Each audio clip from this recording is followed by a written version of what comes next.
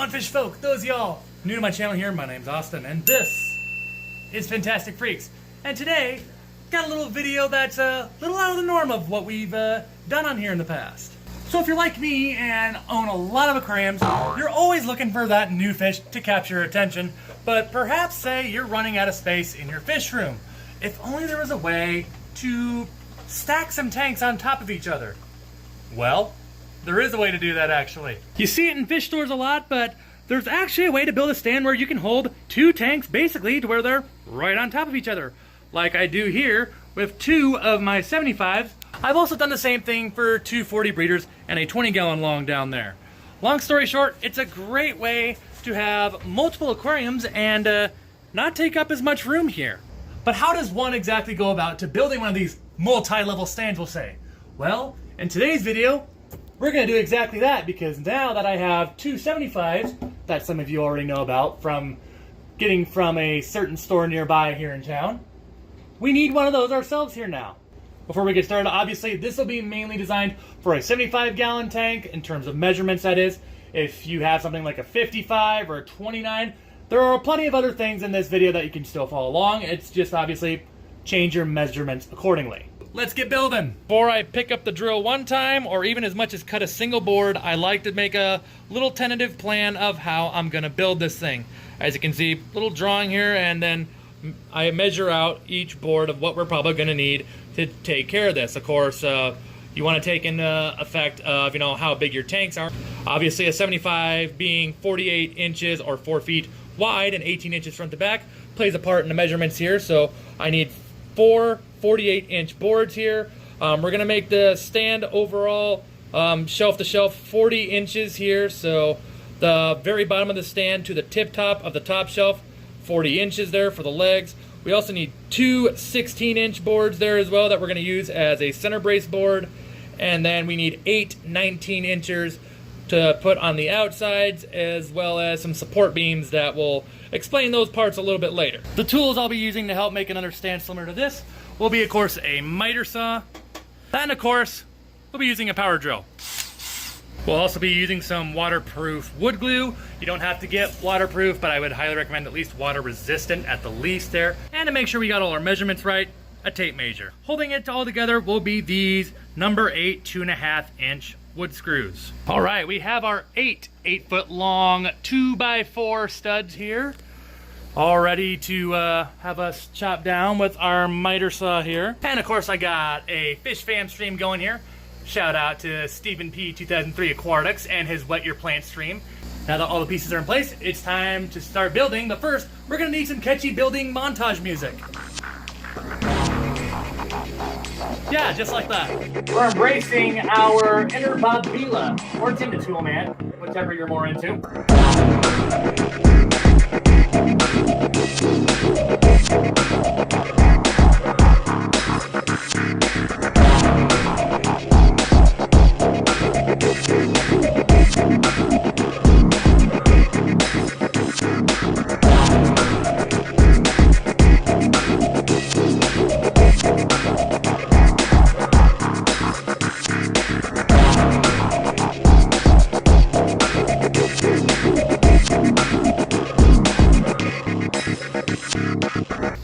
Alright, now that all the wood cutting's over, we got all our pieces here taken care of. And once we have everything cut out, this is the part that I kind of like to call dry fitting, although I'm sure a lot of people call it this, honestly. Basically, this is just the part where we put everything together without gluing or screwing anything together, just making sure that, all the pieces here fit as they should. You'll notice we have our two 19-inch boards here on the end. Seem to be matching up the corners very well. We got our 16-inch board here down the middle going well as our two 48-inch boards on the sides there, and it looks like so far everything is matching up quite nicely. And yes, dry fitting, you want to include the legs and all that as well. Make sure that, again, everything is matching up as it should. Once everything starts lining up as we want it to, we're ready to start gluing and screwing this thing together. And once you got the bottom base there for the bottom tank all glued and screwed here, it should be looking pretty snug here, as you can see, all around here. I just put 2 screws on each end here. If you want to go ahead and put 3 on each end, it definitely ain't gonna hurt anything, especially if you're wood gluing it like me. But honestly, 2 screws on the bottom with the wood glue should be plenty strong enough of a bond as is. We'll talk about the top end here shortly, but the next step that I'm going to do here is we're going to go ahead and add the legs to this. This is also part of the reason why I put 2 down there, is because the legs here, of course, we want to try to put flush right with the edge of the frame here. And since I know that my screws are about there and up there, we're just going to do horizontal here instead of vertical. And with the legs, though, I will say it's not a bad deal to go a little heavy on the glue and the screws. Alright guys, as you can see, we got all 4 legs glued and screwed on here. You can go ahead and look at the edges here. As you can see, we have a few more screws than I initially said I was going to there. On some stands, they're like my 40 breeders and such. I usually only do 4, but on all these 75-gallon stands, I like to do a little overkill, because in the end, once these 75s get up and running, you know, by the time you put sand or whatever substrate you want in there, gravel, if that suits your fancy better, and, you know, obviously fill it up with water and whatever decor you want, like woods and rocks and such.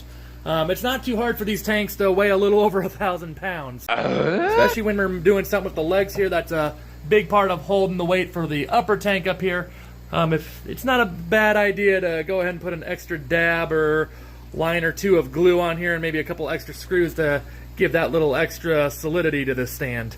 But now that all this part's done, I'm going to go ahead and also add another 19-incher board on the outside here. This part probably is optional if you don't really want to do it. What we're trying to accomplish here is just get ourselves a wider base here on the bottom, you know, just a wider footprint on the bottom, so to also help eliminate the potentiality of being more top heavy up there, just a little extra footprint and solidity to the base here that's going to be sitting on the floor. But again, totally optional. With that said, now we just start building the frame for this up here, and we'll start talking about how we're going to do that here. Of course, before we put anything up there, like that we did earlier, going to go ahead and dry fit everything here, make sure all our pieces here are sitting and looking as they should.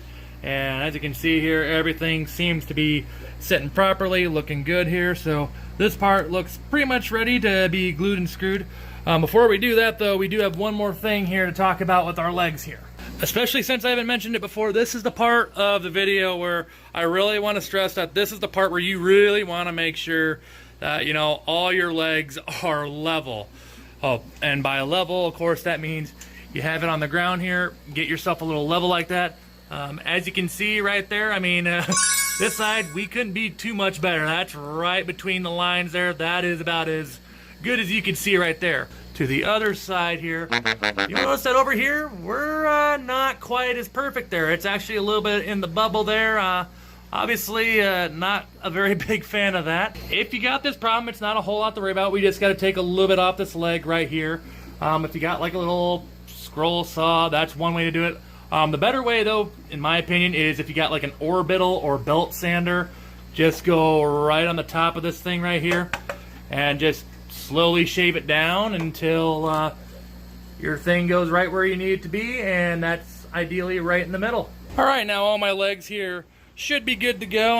I just went ahead and did a few minutes with the belt sander, and I tell you what, when you got a belt sander like that, it don't take too long with things like this. But just to make extra sure, after you do that, want to go ahead and make sure that right back to where we need to be. That's right between the lines, just as we need it. And then over here, we're pretty much just as good. Just like over there, we are pretty much about as between the lines as we can get. So we're gonna go ahead and play ball with that, guys. We got all this level, all 4 legs are right where we need them to be. Measuring them across there too, same thing. We're plenty level, all sides here. So now it's just about constructing this last bottom part here, similar to that with our pieces that we have over here.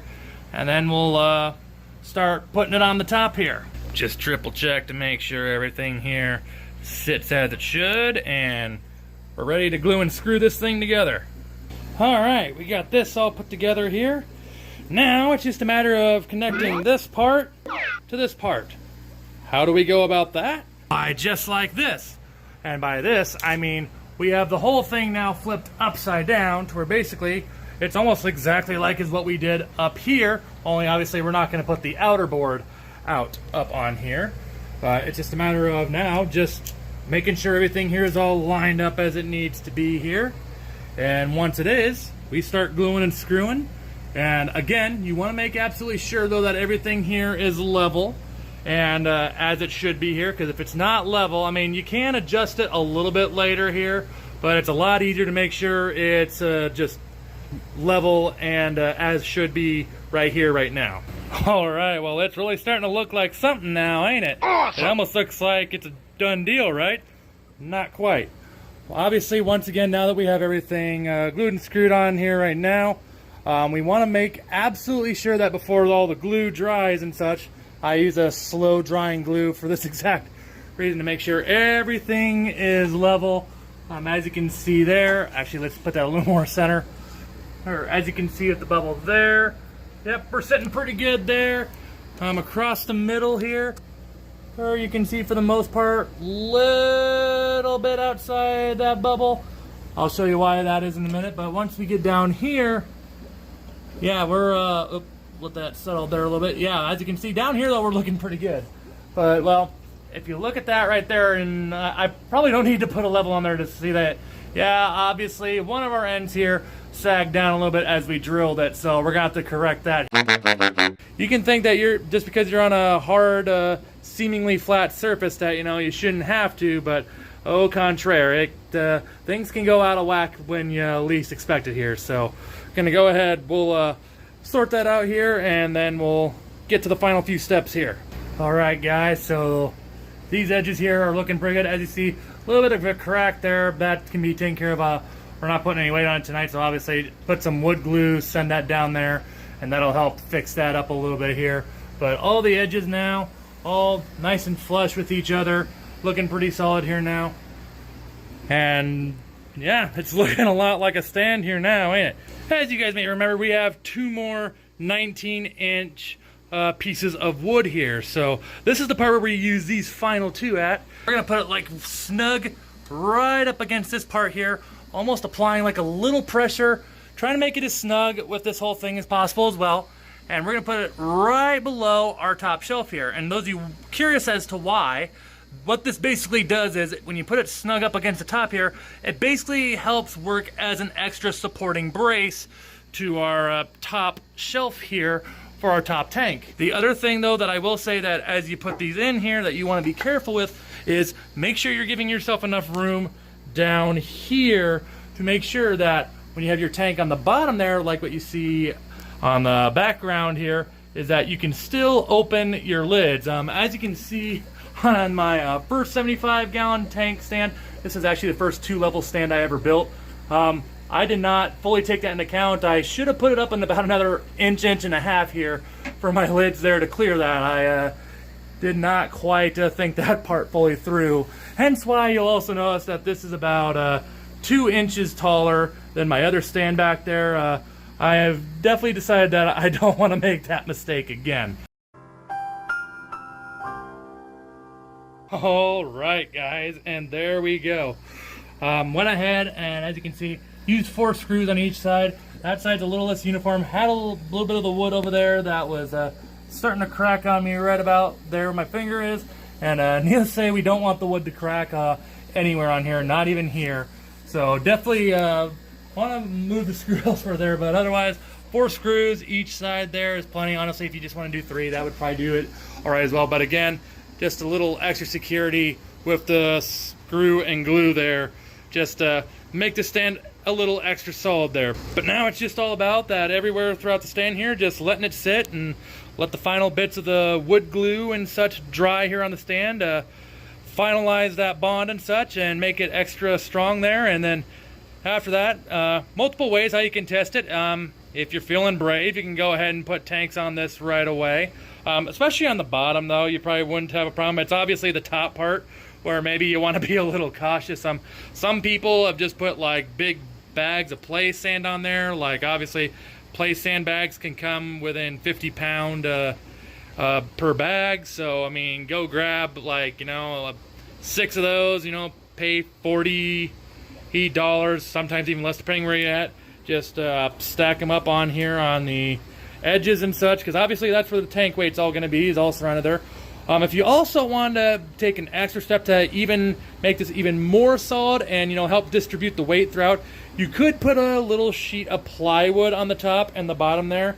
If you went that route, I would highly recommend you do nothing smaller than a 3/8 piece there. I usually like to go at least a 1/2 inch there. And this, guys, concludes the little walkthrough of how to build a multi-level stand here. Again, if you're building this for like any other size, a different tank, like say a 55 or 40 breeders, the way of doing this is pretty similar. Obviously, you just alter up the measurements a little bit.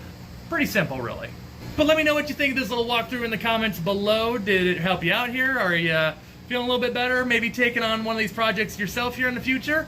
If you've done this project in the past here before as well and have a different way of doing it, feel free to go ahead and throw it in the comments below here. We're all in this together. And if you're new here and have not done so already, consider clicking the subscribe button, as well as that little bell right next to it, to stay in the loop with everything I do here on the channel here. Plenty of other projects here coming ahead on the side of this one. Obviously, going to start building that plywood tank for our Fahaka puffer here soon, along with plenty of other things here. Got the 180 bow front here behind me. We're going to start getting that set up here in the upcoming months here for our 2 Oscars, as well as some other fish. Stay tuned for what the whole plan is on that if you're not already in the loop. Along so many other things here coming up to conclude 2023 here and going into 2024. As always, guys, thank you all for the continued support and for watching this video. I appreciate every single one of y'all. A special shout out to the members as well. I will see you all in the next video, Fish Fam.